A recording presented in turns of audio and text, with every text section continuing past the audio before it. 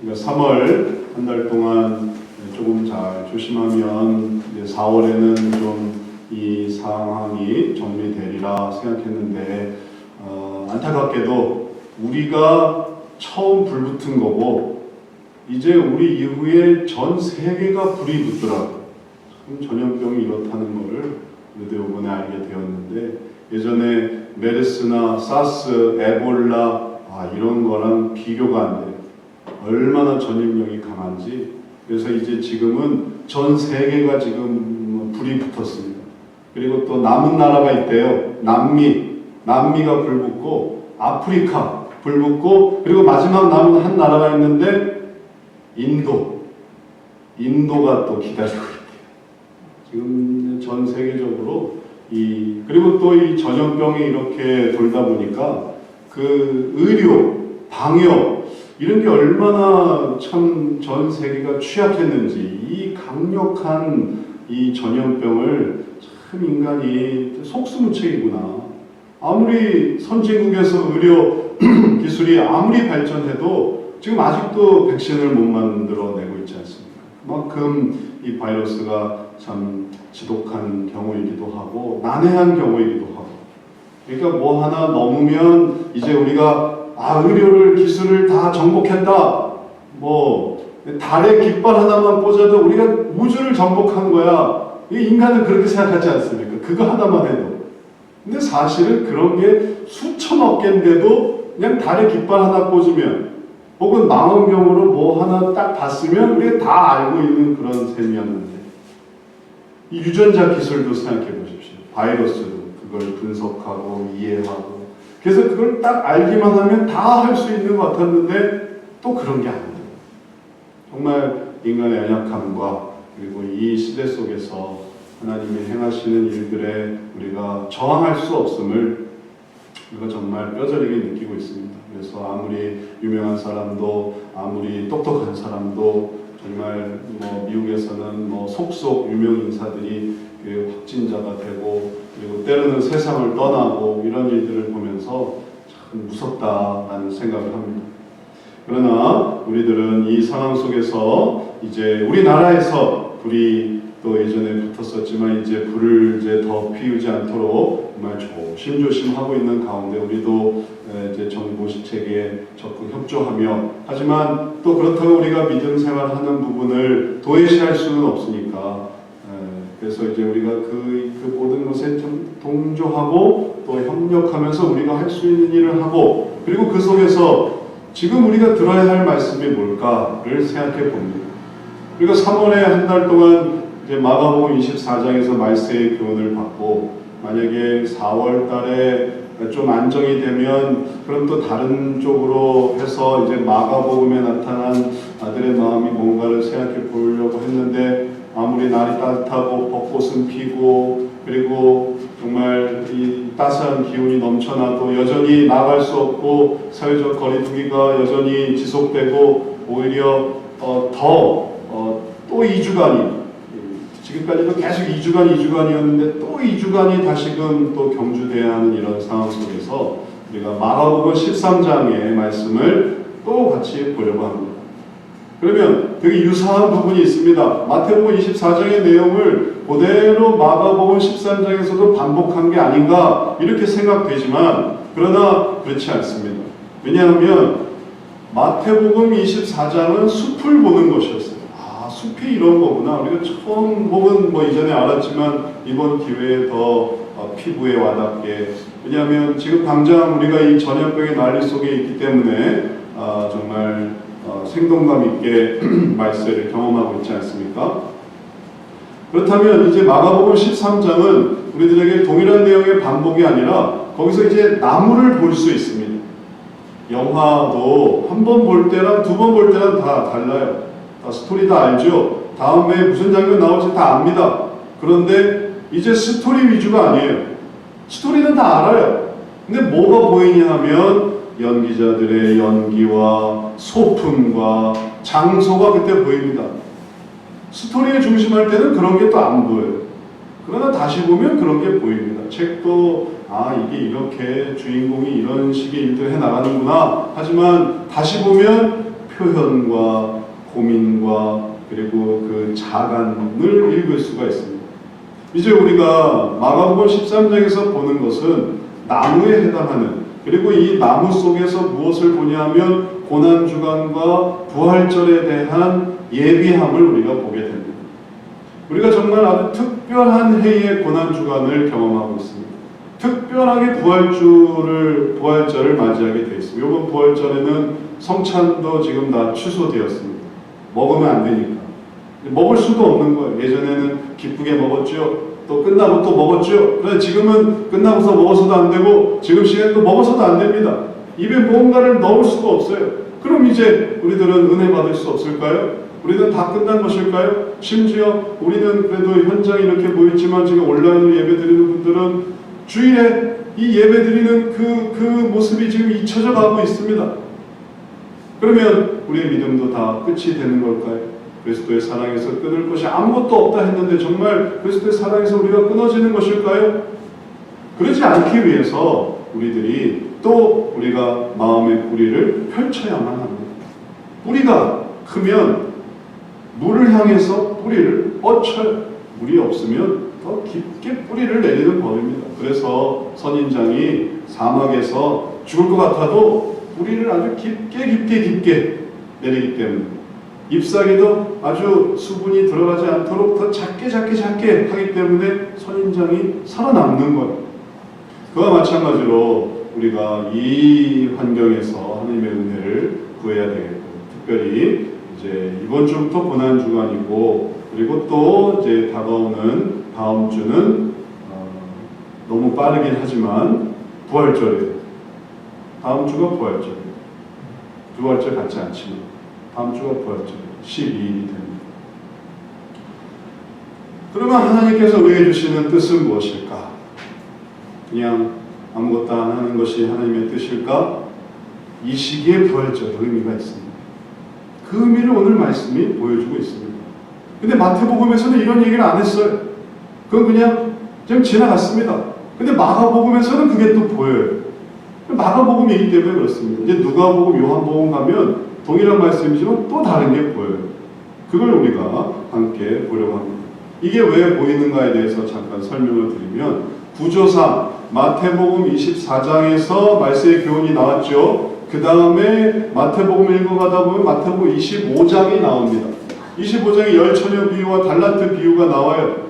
그리고 26장에 마지막 만찬인 거예요.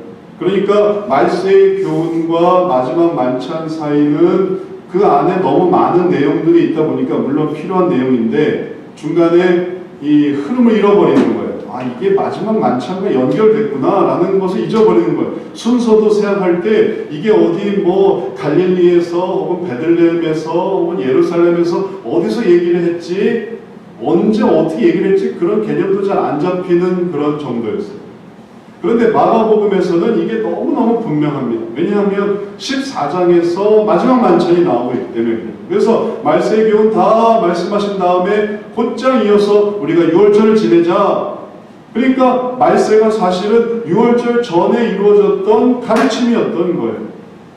그러니까 연결이 되는 거죠. 우리도 지금 당장 이번 주가 고난주간입니다. 다음 주가 부활절이에요. 이번 주에 이제 예수님의 죽으심을 묵상하는 거예요. 그러니 13장의 연결성이 더 구체화되는 거죠. 그리고 그렇게 해서 보게 되면 어떻게 되느냐 하면, 이전의 말세의 모습은 무엇으로 연결되었는가 하면, 말세를 내가 이렇게 피해야 되겠구나, 저렇게 피해야 되겠구나, 이런 의미였습니다. 그러나 마가복음 13장에서의 의미는 뭐냐면, 내가 어디로 피해야 되겠구나, 이게 너무너무 분명해요. 어디로 피해야 되겠구나. 예전은 내가 들로 피하지 말고 산으로 피해야 되고, 집 안으로 피하면 안 되고 집 밖으로 피하고, 내가 이렇게 피하고 저렇게 피하고, 그걸 하나님이 지혜를 주시겠지, 이런 어떤 뉘앙스와 깨달음이 있지만, 마가복음 13장의 내용을 이 고난주간과 부활절과 연계해서 보면, 여기서 피할 그 산이란 바로 예수님이구나, 우리가 피할 그 집 밖이란 바로 예수님이구나, 우리가 피할 바위란 예수님의 바위구나. 그게 다 예수 그리스도를 보여주는 것이었어요. 지금 이게 2020년 4월에 펼쳐지는 우리들의 은혜입니다. 이건 만들라고 해도 못 만들어. 이걸 만들 수 있겠습니까? 전 세계가 불타고 우리도 불타고 지금 막 귀국자들이 불타서 들어오고 공항만 통과하면 그냥 확진자가 되어지는 것 같은, 지금 얼마나 무서운지 캐리어만 들고 가도 그냥 다 도피한대요. 캐리어만 들고 가도. 공항버스 지금 다 중단됐어요. 저희 집 앞에 있는 공항버스 정류장에도 공항버스 다 폐쇄됐어요. 공항 안 가보셨죠? 가보고 싶으세요? 공항 가서 예전처럼 마실 나가서 노인들 모여있고 얘기 나누고 구경하고, 거기 전쟁터예요. 전쟁터. TV로 보여지는 거 사람 한 사람 없습니다. 들어오면 들어오는 대로 외국인대로 검진하고 또 방역하고, 갈 필요도 없고 가서도 안 되는 거죠. 지금 상황이 그렇게 변했습니다. 이런 전무후무한 상황 속에서 우리가 집 안에만 있어, TV 앞에만 있어요, 책만 봐요. 좋죠. 늦게 자고 일 안 하고 좋을 것 같죠. 정말 하나님께서 우리에게 보이시는 다음 고난을 예비하고 계신, 다음 믿음의 수준을 올라가게 하시는 그 은혜를 우리가 모르는 것입니다. 그러면 안 됩니다. 비행기가 활주로 끝까지 가는 게 목적이 아니지 않습니까? 활주로 끝까지 가고도 싶겠죠. 아직도 남아있는 길이 많아요. 난 저 끝까지 갈 거야. 거기 가서 쓸 거야. 그럴 수 없습니다. 중간에 떠야 돼요. 그 속도감으로 중간에 떠야지, 비행기가 끝까지 가고 싶다고 끝까지 가면 이제 상상할 수 없는 일들이 일어납니다. 그 전에 우리가 이 고난과 어려움과 또 우리가 정말 사회적 거리두기로 지금 운동도 못하죠. 혹은 예배도 지금 다 못 모이지요. 식사는 좀 자유로운 것 같긴 한데 학교도 못 가죠. 또 뭐 못하는 거 많이 있지 않습니까? 그래서 이 자영업자들의 어려움과 이런 모든 것들 속에서 주님 바라보는 것의 의미를 잃어버린다면 우리는 정말 다 잃어버립니다. 돈도 잃고 관계도 잃고 시간도 잃고. 그러나 주님 필요한 것을 안다면, 그걸 가지고 있는 사람들이, 날개를 가지고 있는 사람들이, 믿음의 날개를 가지고 있는 사람들이 주님을 안다면, 그러면 고난주간과 부활절의 의미로 올라갈 수 있습니다. 그래서 오늘 말씀이 특별한 의미를 갖습니다. 그냥 또 반복되는 것으로 생각하지 마시고 이어지는 말씀 우리가 자간을 읽어보십시오. 함께 읽어봅시다. 같이 읽어봅니다. 예수께서 성전에서 나가실 때에 제자 중 하나가 이르되 선생님이여 보소서 이 돌들이 어떠하며 이 건물들이 어떠하니까. 예수께서 이르시되 내가 이 큰 건물들을 보느냐. 돌 하나도 돌 위에 남지 않고 다 무너뜨려지리라 하시니라. 여기서 우리가 봐야 될 자간, 행간, 자간 뭐냐 하면 나가실 때예요. 성전에서 나가실 때에 예수님은 성전에서 나가고 계십니다. 그리고 어디로 가실까요? 앞으로 예수님은 성전에서 나가서 어디로 가실까요? 이제 6월절을 향하여 나가시는 거죠. 십자가로 나아가시는 거죠. 예수님은 그렇게 나가고 계시는 분이세요. 그런데 제자 중 하나가 나가시는 예수님을 붙들고서 지금 성전에서 나가고 있는데 성전을 가리키면서 말하고 있습니다. 보십시오. 선생님, 이 돌들이 어떻습니까? 이 건물들이 어떻습니까? 무슨 뜻이겠어요? 굉장하죠? 거대하죠? 그걸 보여주는 거예요. 제가 이번 주에도 일이 있어서 여기저기 다녀보면서 지나다니면서 교회들 문 닫은 건 많이 봤어요. 교회가 문 다 닫았어요. 닫아야만 하는 거죠. 안 닫은 게 이상합니다. 지금 상황이 그렇게 됐습니다.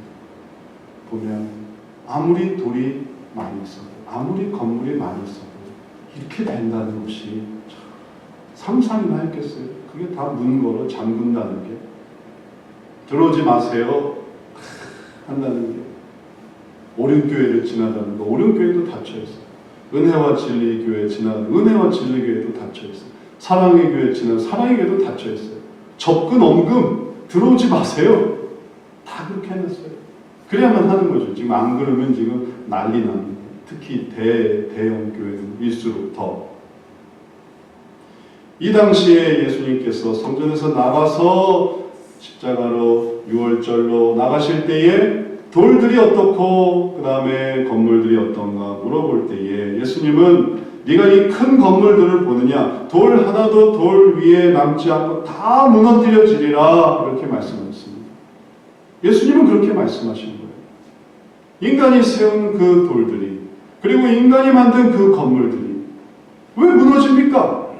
그건 하나님 계신 거 아닙니까? 그건 하나님의 영광에 완전히 폐허가 되는 거 아닙니까? 어떻게 예수님이 하나님의 성전, 하나님의 성전이 기도하는 성전이라면서요. 하나님의 성전을 청결케 하신 분이 바로 예수님 아닙니까? 그런 분이 어떻게 그 성전이 이렇게 돌 하나도 돌 위에 남지 않고 무너뜨려진다라고 말씀하신 거예요. 그게 하나님의 영광의 이 멸망이 아닙니다.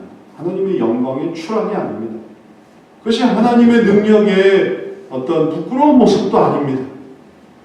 그럼 그건 왜 말씀하셨을까 하면 이러한 이 성전의 이 파괴, 이 모든 것들은 죄에 대한 심판을 보여주기 때문에 그런 것입니다.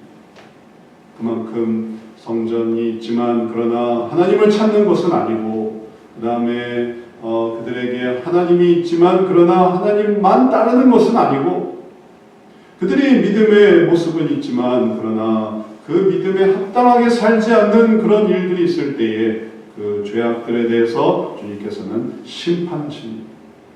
그래서 주님께서 우리를 위해서 죄사함을 위해서 죽으시는 거예요. 그것은 그리스도의 의로움을 보여주는 거죠. 인간에게 만약에 죄가 없었으면 주님이 내려오셔서 인간의 죄를 대신해서 죽으실 필요가 있었겠습니까? 인간의 죄가 있기 때문에. 교회가 있잖아요. 믿음 생활 하지 않습니까? 제사를 다 지냈잖아요. 그리고 그렇게 1년에 한 차례 제사를 지내고 또 번제할 때마다 번제를 드리고 속죄제를 드리고 속번제를 드리고 화목제를 드리고 그러면 다 깨끗한 거 아닙니까? 아니었어요. 그건 그냥 그리스도의 용서하심을 예표하고 그것을 의지한다는 뜻이지 그 동물 제사로 사람을 온전하게 한 게 아닙니다. 왜냐하면 그들이 율법을 온전히 지킬 수가 없으니까. 그래서 이스라엘이 왜 망했습니까? 우상 숭배로 망했던 것이죠. 그리고 왜 예수님을 십자가에 못 박아 죽였습니까? 그들이 예수님을 하나님의 아들로 섬기지 않고 하나님도 섬긴 게 아니었기 때문에 사실. 그래서 오신 예수님을 자기의 권위에 저항하는 인물로 그리고 또 그 권위를 부정하는 그러한 자들로 그리고 자기들의 어떤 로마 정권 하에서 살아가는 안락한 삶을 회방하는 자로 이해했기 때문에 그냥 죽이는 거예요. 그러니 여전히 그들에게 죄가 있었습니다. 우리들은 뭡니까? 우리들은 안 믿은 죄가 있고 부정한 죄가 있고 부인했던 죄가 있고 인간에게 이런 끊임없이 알아도 온전히 살지 못하고 또 몰라서 더 어리석게 사는 그런 죄 문제가 있습니다. 그렇기 때문에 예수님께서 그 의로움을 나타내 주실 수밖에 없고 그리고 그래서 우리들에게 죄사함을 주시기 위해서 성전 건물의 폐허와 그리고 돌 하나도 돌 위에 올려있지 않으리라는 그러니까 완전한 그 심판 그리고 그 심판이 바로 예수 그리스도에게 이루어질 것을 말씀해 주고 계셨던 것입니다. 이러한 일들의 의미를 우리들이 말세의 의미로 다시 잘 생각해 봐야 되겠습니다. 우리가 종종 전투 영화에서 총반격이라는 개념을 봅니다. 총반격. 그냥 계속 밀리다가 총반격하는 거예요. 다시 폭격을 하고 또 포탄을 쏘아 올리고 그리고 또 병사들이 밀어붙이고 그래서 지금까지 밀렸던 그런 모든 일들을 다시 회복하는 그러한 과정, 총반격 그런 일들에 이루어지기 위해서 하는 건 뭐냐면은 융단 폭격이에요. 융단 폭격. 그리고 적들에 대한 아주 거역할 수 없는, 저항할 수 없는 그러한 공격, 그래서 그들의 전의를 꺾는 것. 그러면 우리 편이 이기게 되는 거예요. 여기에 아이러니한 면이 있습니다. 적을 폭격하면 폭격할수록 사실은 우리는 이기는 거예요. 예수님이 우리의 죄를 지시고 우리의 죄에 대해서 심판받으시고 우리의 죄를 온전히 감당하셨을 때 우리는 살아나는 것입니다. 예수님이 하신 것이 바로 그러한 일들이에요. 그리고 이제 이것이 초림의 일들이라면 이제 재림의 일들은 뭐냐 하면 예수님께서 이 세대에 하나님이 살아계신 것과 하나님이 이 세대를 관할하시는 것과 그리고 모든 일들에 대한 주님의 심판이 이러하게 나타나는 것을 보이면 보일수록 믿는 자들에게는 야, 주님이 가까워 오시는구나. 이 세대가 하나님을 보게 되겠구나. 하나님의 그 권위와 영광에 무릎을 꿇을 수밖에 없겠구나. 그 전에는 어땠습니까? 인간들이 아주 높은 탑을 쌓고 그리고 또 자기들의 권위를 세우고 그래서 그 모든 걸로 유토피아를 꿈꾸는 그런 삶을 살았던 거죠. 그게 우리들에게 필요한 거야. 우리가 지구를 깨끗하게 하며 우리가 인권을 또 신장하며 우리가 온전한 그런 휴머니즘을 전파하고 그런 것들을 추구하던 거였는데 이제 그런 게 웬 말입니까? 하나님의 심판 앞에 인간은 나약한 자들이고 그리고 하나님을 의지할 수밖에 없는 자들이라는 것을 피부로 깨달아가고 있습니다.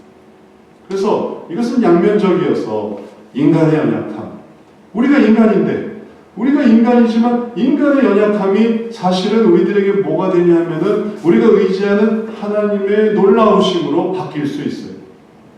말하자면 이런 겁니다. 우리는 지금 태어난 나라의 국민으로서 우리가 어느 다른 나라에 살고 있다면 태어난 나라와 살고 있는 나라가 운동시합을 할 때 묘한 마음을 갖는 그런 거예요. 태어난 나라의 팀이 이길 때 내가 살고 있는 나라의 팀이 진다면 슬플까 아니면 기쁠까? 복잡한 마음이죠. 기쁘기도 하고 왜냐하면 내가 태어난 나라의 팀이 이기니까 기쁠 수도 있고 또 슬프기도 하겠죠. 왜냐하면 내가 살고 있는 나라의 팀이 지니까. 그러나 우리가 이 신앙생활 속에서도 우리가 이 세상에 살고 있지만 그러나 우리의 소속이 하나님께 있음을 알고 하나님께서 이 모든 일들을 이루시는구나. 그래서 하나님의 권세가 이제 점차 다가오고 있고 그리고 이러한 심판들 속에서 하나님의 역사가 앞으로 더욱 나타나겠구나 라는 것을 생각한다면 우리의 마음은 이 세상 사람들과 같지 않고 하나님의 속한 자들의 마음을 가질 수가 있습니다. 그래서 여기서 보여주는 분명한 대비는 뭐냐면 성전 건물은 무너집니다. 주님께서 분명히 말씀하셨어요. 너희가 이 성전 건물과 돌들을 보느냐? 이게 다 무너질 거다 라고 말씀하셨어요. 성전 건물에 무너지는 것을 말씀하십니다. 예수님은요, 그 성전에서 나가시는 예수님은 분명히 그것을 세우십니다. 예수님은 이 모든 것들을 그런 어떤 종말과 멸망으로 만드시는 게 아니라 이것이 새로운 회복과 그리고 그것을 통한 구원과 생명으로 만드세요. 그래서 그런 것들을 굳게 세우시는 것입니다. 그걸 우리가 믿음의 눈으로 생각해야 됩니다. 보이는 것으로 생각하는 게 아니라 그래서 난리와 난리의 소문을 들을 때 야, 저 나라가 큰일 났어. 이 나라에 큰일 났어. 전 세계가 큰일 났어. 우리나라도 큰일 났어. 그런 얘기를 들을 때 우리는 믿음의 눈을 열고 하나님 앞에서 하나님의 뜻은 무엇입니까? 를 물어야만 하지. 그러지 않고 야, 전 세계가 멸망했어. 하나님은 살아계시는가? 하나님은 왜 이런 것들을 그냥 허락하시는가? 그렇게 생각하면 하나님께 대한 미혹에 빠집니다. 그리고 마음의 연약함에 떨어질 수밖에 없습니다. 이제 예수님을 다시 한번 붙들고 예수님께로 나아가려고 할 때 예수님께서 성전에서 나가셨음에 우리가 주목해야 됩니다. 그래서 예수님은 어디 계실까요? 그래서 3절 말씀에 가보면 예수님이 있는 곳이 있어요. 예수님은 더 이상 성전에 계시지 않습니다. 그리고 그 예수님께 물으러 가는 거예요. 3절 말씀, 예수님께서 감람산에서 성전을 마주 대하여 앉으셨을 때에 베드로와 야고보와 요한과 안드레가 조용히 있는데, 감람산이 유명한 산이죠. 감람산에 겟세마네 동산이 있고, 또 겟세마네 동산, 감람산은 예루살렘에 가까운 지역입니다. 그리고 거기는 올리브의 산이라는 뜻 그대로 올리브가 많이 나고, 그리고 겟세마네는 올리브의 그거를 이제 차류기를 겟세마네라고 하는 겁니다. 그러니까 가까이 있는 거예요. 지척입니다. 다 예루살렘 내에 있어요. 성전이냐 감람산이냐. 근데 예수님께서 성전에서 나와서 감람산에 앉으셨을 때에 베드로와 야고보와 요한과 안드레가 묻습니다. 나아가 물어요. 아까는 성전을 나갈 때에 대화였지만 이제는 감람산에서 예수님의 뜻이 무엇인지, 예수님이 보여주고자 하는 것이 무엇인지를 물는 거예요. 4절 말씀 우리 같이 함께 읽어보겠습니다. 우리에게 이르소서 어느 때에 이런 일이 있겠사오며 이 모든 일이 이루어지려 할 때에 무슨 징조가 있사오리까. 그래서 베드로와 야고보와 요한과 안드레는 무엇에 초점을 두었습니까? 언제 이런 일이 있겠사오며 또 무엇에 관심을 가졌습니까? 무슨 징조가 있사오리까? 그거 알아서 뭐하게? 어느 때 어느 징조가 있으면 그거 알아서 뭐하게? 뭐 할까요? 그거 알아서 뭐 할까요? 피하는 거죠. 그거 알아서 피하려고. 주식이 떨어질 거 알았으면 어떻게 했겠어요? 팔지요. 앞으로 주식이 오르겠어요? 안 오르겠어요? 지금 주식 때문에 난리예요. 개미들이 다 주식에 뛰어들고 있대요. 이렇게 떨어진 적이 없다. 앞으로 다 이제 오를 건데, 오르면은 이때 제일 떨어졌을 때 사서 아주 오르면은 부자가 될 거야. 그래서 주식에 개미들이, 개인 투자자들이 지금 막 뛰어들고 있답니다. 징조를 왜 알고 싶어요? 피하려고. 그때를 왜 알고 싶어요? 도망가려고. 그래서 왜 도망가요? 왜 피해요? 나는 안전하려고. 마스크도 좀 미리 사놓고, 마스크 미리 사놓은 사람은 돈 벌었죠. 예전에 30개짜리가 1,000원이었어요. 30개짜리가. 제가 다이소에서 샀어요. 30개짜리 1,000원. 지금 60개짜리가 5만 원이에요. 그렇게 좋아 보이지도 않는데 60개짜리가 5만 원. 이거 알았으면 대박 났죠. 위기를 통해서 돈 벌 사람이 생기죠. 그래서 사람들은 그 징조와 그 시간에 맞춰서, 그래서 내 모습을 구현하고, 그리고 그 모습을 피하고, 또 그래서 내 유익을 추구하려고 할 때 예수님의 대답이 무엇입니까? 언제 이루어진다? 무슨 징조다 알려주셨습니까? 거기에 대한 예수님의 대답은 너희가 사람의 미혹을 받지 않도록 주의해라. 이 얘기를 해주셨어요. 뚱딴지 같은 얘기일까요? 의사소통이 안 되는 얘기일까요? 아니에요. 전곡을 찌른 거예요. 얘들아, 그거 어떻게 피하고, 그거 진주 어떻게 알아서 어떻게 묘면하고, 그거 어떻게 이용할, 그런 생각하지 말고, 지금 중요한 건 사람의 미혹이다. 사람의 미혹이다. 사람들이 어떻게 미혹하는가를 생각하고, 그 미혹을 받지 않도록 주의해라. 왜요? 왜 사람의 미혹을 받는 게 주의해야 될까요? 사람의 미혹 때문에 뭐가 중요한지를 모르는 거예요. 이 발세 속에서 주님이 이루어지는 것은 뭐가 중요한지를 모르는 거예요. 지금 철거공사 하는데 거기서 뭐 하나 캐가 나갈 수 있을까? 그거 막 들어가면 그 똑똑한 겁니까? 어리석은 겁니까? 지금 건물 철거하고 있어요. 근데 거기서 철근 빼다가 혹은 뭐 플라스틱 빼다가 거기서 뭐 필요한 거 빼다가 가려고 거기 안으로 막 기어 들어가면 그게 똑똑한 일이냐고요. 그런 게 다 사람의 미혹입니다. 우리들이 하나님께서 알게 하시는 그 가치와 그 의미를 깨달아야만, 그래야만 사람의 미혹에 빠지지 않지. 우리가 아무 생각이 없고 지금 날이 이렇게 돼도 뉴스에서만 보여주는, 신문에서만 보여주는, SNS만 보여주는, 그리고 뉴스에 댓글들이 아주 말하고 있는 그런 거에만 이게 혈안이 돼 있으면 성경은 그냥 처박아 둘 뿐이죠.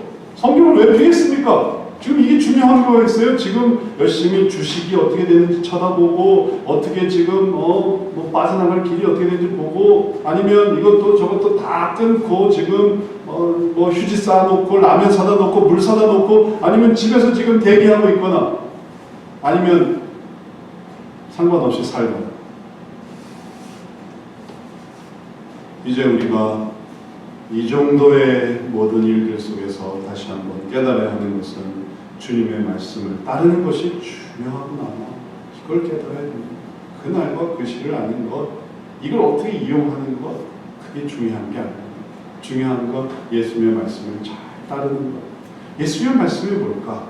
그러면 미혹을 따르지 말고, 그러면 도대체 우리가 뭘 따라야 될까? 그리고 그것을 통해서 어떻게 뭘 해야 될까? 이걸 하면 주님께서 우리를 인도하시는 대로 귀한 인도함을 받을 수 있지만, 그러지 않고 사람의 미혹에 빠지고 뭐 시간에만 초점을 맞고 날에만 초점을 맞고, 그래서 해야 될 것에 부진하면, 귀찮아하면, 싫어하면, 그러면 정말 그 날과 그 시에, 그리고 또 주님의 말씀을 따르는 것을 등한시하는 것에 후회와 아쉬움이 있을 수밖에 없습니다. 뭔가를 잘했을 때 사람들이 포상휴가를 갑니다. 포상휴가. 뭐 잘했을 때 포상휴가를 가죠.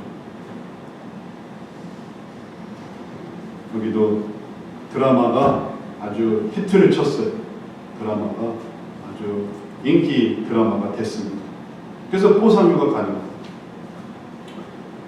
그럼 포상휴가 왜 갑니까? 수고했고 잘해서 포상휴가 가는 거죠. 그런데 만약에 극단적인 경우를 한번 생각해 보세요. 할 거는 생각 안 하고 포상휴가 갈 생각만 한다고 생각해 보세요. 드라마를 지금 만들고 이제 새로운 드라마를 하려고 하는데, 그걸 이제 찍으려고 하는데, 우리 언제 포상휴가 가요? 우리 언제 포상휴가 보내주실 거예요? 그러면 그게 올바른 생각이겠습니까? 어리석은 생각이겠습니까? 이 드라마 망하면 포상휴가도 없어요. 포상휴가는 있을 수도 있고 없을 수도 있는 거예요. 해당될 수도 있고 안 될 수도 있는 거예요. 그러니 포상휴가가 목적이 아니고 이 드라마를 얼마나 잘 만드느냐, 이걸 위해서 매일 모이고 뭐 야외 촬영도 하고 밤샘 촬영도 하고 또 최선을 다해서 준비해서, 그래서 그걸 하는 게 중요한 거지. 그러지 않고 여기에는 신경 안 쓰고 엉뚱한 데만 신경을 쓰고, 그래서 그것만 바라보고 있다면, 성도들이 한번 생각해 보십시오. 성도들이 천국에서 놀 생각만 하고 있다고 생각해 보세요. 나 천국 가면 뭐하고 놀까? 나 천국 가면 참 이거 하면 놀아야지, 저거 하면 놀아야지. 천국을 바라보라고 했지, 천국의 즐거움을 그걸 목표로 하라고 한 건 아니에요. 천국을 바라보면서, 그러면서 내가 해야 될 거를 하는 거. 그러면 괜찮은 거죠. 그러면 포상휴가를 보내줄 테니 열심히 해라. 그러면 열심히 해서 포상휴가 가면 되는 거죠. 그래서 주님의 말씀에 귀를 기울여야 됩니다. 주의 말씀이 우리들에게 분명하게 나오고 있습니다. 이 말씀이 중요한 것입니다. 자간을 읽어야 돼요. 행간을 읽어야 됩니다. 6절부터 8절 같이 읽어봅니다. 많은 사람이 내 이름으로 와서 이르되 내가 그라 하여 많은 사람을 미혹하리라. 난리와 난리의 소문을 들을 때에 두려워하지 말라. 이런 일이 있어야 하되 아직 끝은 아니니라. 민족이 민족을, 나라가 나라를 대적하여 일어나겠고 곳곳에 지진이 있으며 기근이 있으리니 이는 재난의 시작이니라. 주의 말씀 중에 정말 중요한 이 한 부분이 있습니다. 뭐라고 하셨냐면 두려워하지 말아라 하셨어요. 두려워하지 말아라. 이런 일이 있어야 하되 아직 끝은 아니니라. 이걸 사도행전에서 계속 얘기하십니다. 사도 바울에게도 얘기하십니다. 베드로에게도 얘기하십니다. 그리고 또 디모데에게도 얘기하십니다. 항상 우리들에게도 지금 얘기하시는 거예요. 얘들아 두려워하지 말아라. 이런 일이 있어야 한다. 하지만 이런 일이 끝은 아니다. 그러니 하나님을 바라보고 그 말씀에 귀를 기울일 때에 사람의 미혹에 따라, 세상의 미혹에 따라 이거 해야 되는데 저거 해야 되는데 이거 해야 돼 저거 해야 돼, 이제 그런 것들에 한번 마음을 쓴다고 한번 생각해 보십시오. 다 놓치는 거죠. 신경 못 씁니다. 이해가 되세요? 우리가 3월 한 달 살아봤잖아요. 제대로 신앙생활에 신경을 쓸 수 있겠습니까? 내가 예전에 하던 일들을, 신앙생활을 이게 관심을 가지고 이게 하는 게 가능하다고 생각하십니까? 이거보다 더한 일들이 일어나게 된다면?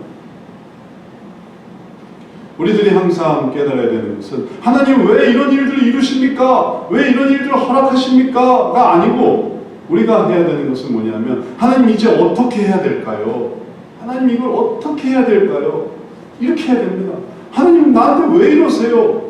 하나님 우리 나라에게 왜 이러세요? 하나님 우리 사람들에게 도대체 왜 이러세요? 하면 하나님으로부터 더 멀어지게 되지만, 그리고 사람의 미혹에 빠지겠죠.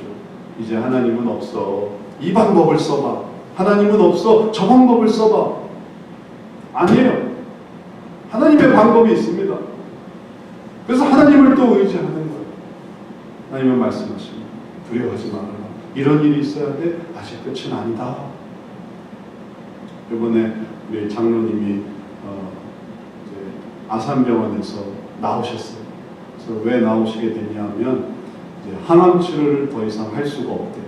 몸이 더 안 좋아지셨어요. 그래서 항암 치료를 더 할 수가 없어서 이제 그럼 어디로 가야 되느냐 했더니 이제는 호스피스가 좋겠다고 하시더라고요. 호스피스 준비를 하고 날들을 준비하고 그럼 알겠다. 호스피스로 가겠다. 그래서 호스피스를 이제 가기로 했습니다. 이 호스피스로 가기로 딱 지난주에 결정이 났는데 가게 된 다음에 막 여러 가지 괴로운 마음들과 또 그런 얘기들을 많이 들었습니다. 그 중에 하나가 아니 우리 장로님한테 하나님 도대체 왜 이러실까요? 그런 얘기 많이 들었어요.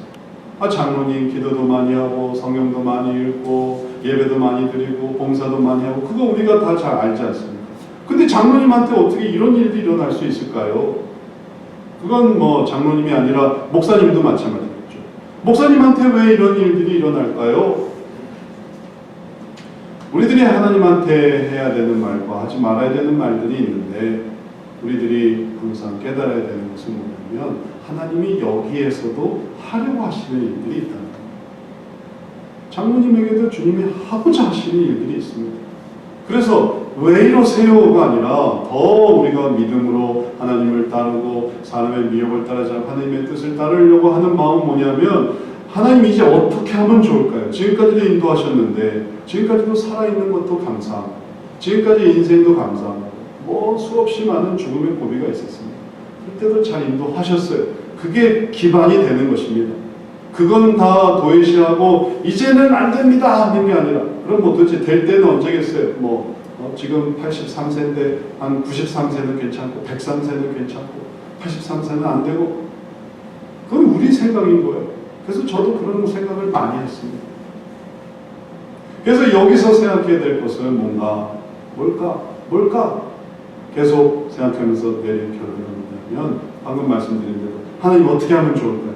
어떻게 하면 좋을까요? 일단 이렇게 됐습니다. 어떻게 하면 좋을까요? 이렇게 되기 전까지는 생각하면 마음이 괴롭지만 그러나 이렇게 됐으니 이제 어떻게 하면 좋을까요? 도와주세요. 호스피스가 또 갈 데가 없더라고요. 다 찼어요. 갈 데가 없어요. 어떻게 하면 좋을까요? 알아볼 지혜를 주시더라고요. 그래서 호스피스 병동이 여러 개가 있고 또 리스트가 있어서 그걸 다 해서 물어보고 또 어떻게 되는지 물어보고 그걸 하루 종일 하다 보니까 딱 조금 기다릴 만한 곳이 있더라고요. 그래서 거기를 또 딱 찾아가서 또 자세히 상담을 했더니 호스피스 병동이 지금은 차 있지만 일반 병실을 경유해서 오면 된다. 일반 병실은 언제든지 오면 된다. 해서 요 안양에 있는 병원을 딱 찾았어요. 그래서 안양에 있는 병원으로 딱 옮기게 됐습니다. 하고 나서 다 이제 전원하고 딱 이렇게 해보니까 감사하다. 이것도 감사. 갈 곳이 있어서 감사. 사실 그 전에도 집을 어떻게 이사할까도 참 고민했는데 갈 곳이 있어서 감사. 몸도 어떻게 할까 하면 누울 곳이 있어서 감사하다. 그럼 나중에 이제 생명이 끝났어요. 생명이 끝나면 이 영혼은 도대체 어디로 가야 될까요? 감사하죠. 갈 곳이 있어요. 우리 장로님이 영혼이 갈 곳이 있어요. 천국 가면 되는 거예요. 우리에게 있는 하나님의 뜻들이 지금도 마찬가지입니다. 난리와 난리의 소문을 들을 때에 우리들에게 보여주는 것은 두려워하지 말아라. 하나님은 이런 일들을 통해서 아직 끝이 아니다. 이건 재난의 끝이 아닌 것이기도 하지만 우리의 소망도 끝이 안 났다는 거예요. 경기는 아직 끝나지 않았어요. 아직도 우리가 살아있습니다. 우리가 할 수 있는 일들이 일어나고 있어요.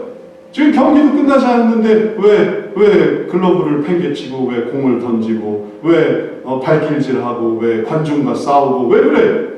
경기가 끝나지 않았는데 지금 우리가 아직 어떻게 될지 모르는데 아직 끝이 아니니라. 끝날 때까지 끝난 게 아니다라는 유명한 말도 양키스 야구 선수가 했지만 사실은 성경에도 먼저 나온 말이에요. 아직 끝은 아니니라. 아직 끝은 아니니라. 아직 끝나지 않았습니다. 사도행전에 보면 빌립이 그랬습니다. 빌립이 그랬어요. 스데반이 돌에 맞아 죽고 다 끝난 것 같았지만 빌립은 사마리아 성으로 인도되었어요. 성령께서 그를 사마리아 성으로 내어갔어요. 그리스도를 그곳에서 백성들에게 전파했습니다. 스데반이 죽어서 끝난 줄 알았죠? 예수님이 죽어서 끝난 줄 알았죠? 천만의 말씀, 아직 끝이 안 났어요. 아직 끝이 안 났어요. 재난의 끝이 아닐 뿐만 아니라 소망의 끝도 아닙니다. 우리 가진 소망의, 복음의 소망도 끝이 안 났어요. 그래서 빌립이 거기서 그리스도를 또 전파하니 6절 넘어서 7절 많은 사람이 붙었던 더러운 귀신들이 크게 소리를 지르며 나가고 또 많은 중풍병자 못 거는 사람이 나오니 그 성에 큰 기쁨이 있더라. 예루살렘에서 대박해를 당하고 도망 나온 사람들이 사마리아 성에서 이렇게 기쁨을 주게 할 줄 누가 알았겠습니까? 누가 알았겠어요? 그러나 주님은 알고 계셨어요. 그래서 빌립아 아직 끝나지 않았다 해주시는 거죠. 우리가 이 놀라운 이 시기에 우리에게 주실 기쁨은 끝나지 않았습니다. 끝나지 않았어요. 물론 아빠는 출근하고 엄마는 또 엄마는 하고 싶은 일을 하고 애들은 또 학교 가고 또 어린이집 가고 다 갈 곳에 가면 좋을 것 같지만 그게 되지 않아서 아빠도 재택근무, 엄마도 애들 때문에 육아휴직, 애들도 유치원 못 가고 학교 못 가고 그래서 다 집안에서 그냥 돌아서면 밥 그걸 속칭해서 돌밥이라고 그러더라고요. 돌아서면 밥 이렇게 하는 힘들죠. 그러나 만약에 우리가 두려워하지 말고 이 기회를 가지고 감사하자, 기뻐하자. 그러면 이런 기쁨이 어디 있어요? 반대적인 겁니다. 나가서 일해야 되지만 일하지 못한 여기서의 기쁨을 왜 누릴 생각을 못합니까? 의외의 일들이긴 하지만 기대하지 못한 일이긴 하지만 이런 휴가와 이런 휴식이 생길이라고는 상상도 못했지만 지금 이거 4월 중간고사 기간이고 아주 머리 아프게 해야 될 모든 시간들이지만 이러지 못한 이 모든 일들 속에 우리들에게 기뻐할 요소가 전혀 없는 것은 아닙니다. 이제 주의 말씀을 우리들이 마음에 새기고 주님은 우리들에게 말씀하셨습니다. 사람의 미혹에 빠지지 않고 이 세대를 정의하는 많은 사람들의 이야기에 우리들이 빠지지 말고 사람의 미혹에 빠지지 말고 주님을 사모해 봅시다. 사모하고 예수님의 뜻을 이루어 봅시다. 그 속에 우리가 예수님의 뜻을 따르다 보면 그 속에 기쁨이 있어요. 감사함이 있습니다. 쉬는 김에 속담도 그런 거 있지 않습니까? 넘어진 김에 좀 쉬고 가자. 앉은 김에 좀 쉬고 가자. 이렇게 된 이상 우리가 좀 여유를 가져보자. 그러면 또 하나님의 기쁨이 있는 거예요. 그리고 또 끝날 때까지 끝난 게 아니에요. 아직 끝은 아니니라. 또 주님 바라보고 또 의지하고 또 나아가다 보면 우리들이 어느새 주님께 왜 이런 일을 이루십니까? 라고 묻는 자들이 아니라 하나님이 이렇게 도와주세요, 저렇게 도와주세요. 그걸 정말 생활할 수 있는 사람이 돼서, 그건 믿지 않는 사람들의 대답이에요. 믿지 않는 사람들이 그러는 거예요. 당신 자신을 구원하고 세상을 구원하라. 이건 믿지 않는 사람들이 하는 말입니다. 믿는 사람은 그렇지 않아요. 나를 주의 낙원에 인도해 주십시오. 주님 하려고 하는 그 일에 저를 불러주십시오. 그런 사람들이 믿는 사람들이에요. 믿는 사람들의 모습으로 온전히 주님의 뜻을 이루어서 이 4월에 주님이 주시는 고난에 동참하고 주님이 주시는 부활에 동참해서 우리가 예배 중심의 신앙생활이 아니고 건물 중심의 신앙생활이 아니고 주님 중심의 신앙생활, 정말 엑기스만 남고 핵심만 남아서 주님 따라가는 귀한 성도 되시기를 주의 이름으로 축원합니다. 기도하겠습니다. 사랑의 주님, 우리들에게 주시는 하나님의 말씀의 뜻을 다시금 새깁니다. 우리가 고난의, 재앙의, 난리의 존재와 그리고 그 시기와 그리고 그 종결과 그리고 다시 찾아올 안정에만 관심이 있었으나, 그러나 주님, 아직 끝은 아니라는 그 말씀에 다시 한번 정말 생각해야 할 그 생각을 하게 해 주옵소서. 다시금 주님을 의지하며 주님 안에서 소망을 가지며 주님 안에서 인내하며 주님 안에서 두려워하지 않으며 주님 안에서 견디며 주님 안에서 사랑하며 희생하며 또 봉사하며 주님 안에서 이 모든 일들을 잘 이겨내서 어느덧 이 고난 속에, 이 난리 속에, 또 이 말세의 시간들 속에 믿음이 커져가는 것을 보게 하시고 주님을 의지하는 내 자신을 보게 하시고, 그래서 주님 따라 나가고 있음을 깨달아가는 거룩한 백성 되게 해 주옵소서. 4월 이제 한 주간도 이제 시작되오니 이 첫 주의 모든 삶을 주께서 축복하시고 은혜로 이끌어 주옵소서. 이 모든 말씀을 우리를 인도하시고 구원하여 주시는 예수 그리스도의 이름으로 기도드렸사옵나이다. 아멘. 찬송 347장 같이 읽겠습니다.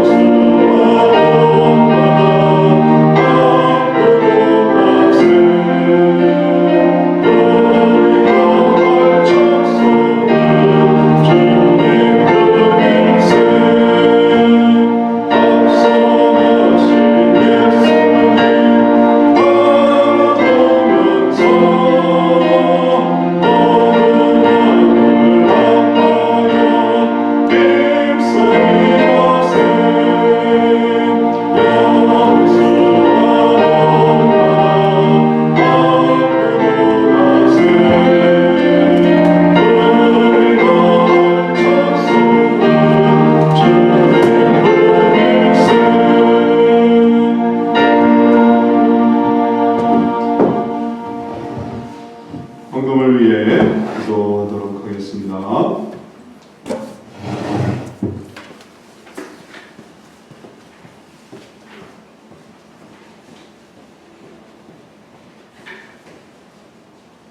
사랑의 주님, 하나님 앞에 감사함으로 감사함을 드립니다. 주께서 감사드리는 이 제목을 주님이 아시오니 그 감사